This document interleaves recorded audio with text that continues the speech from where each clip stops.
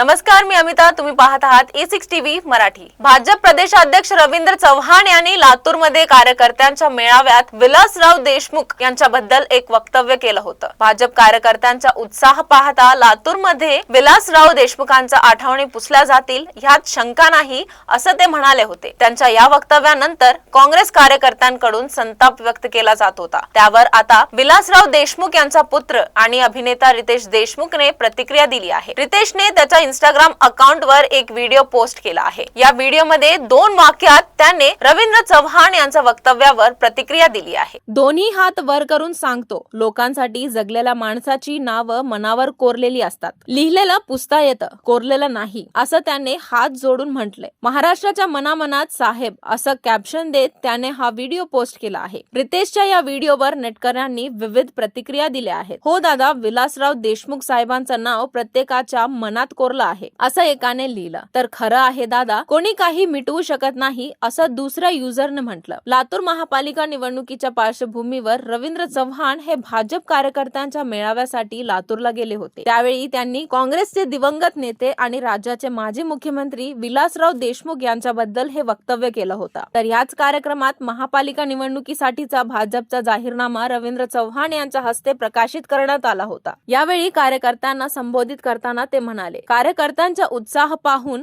लक्षात येतंय की लातूर शहरातून विलासराव देशमुखांचा आठवणी पुसल्या जातील यात काही शंका नाही. त्यांच्या या वक्तव्यानंतर काँग्रेसमधून तीव्र प्रतिक्रिया उमटल्या आहेत. मेळावा संपल्यानंतर मात्र रवींद्र चव्हाण यांनी माध्यमांशी कोणताही संवाद साधला नव्हता. त्यांनी तिथून लगेच निघून जाणं पसंत केलं होतं. आता त्यांच्यावर वक्तव्यानंतर रितेश देशमुखांची प्रतिक्रिया चर्चेत आली आहे. पुढच्या बातमीसाठी पाहत रहा E6 टीव्ही मराठी.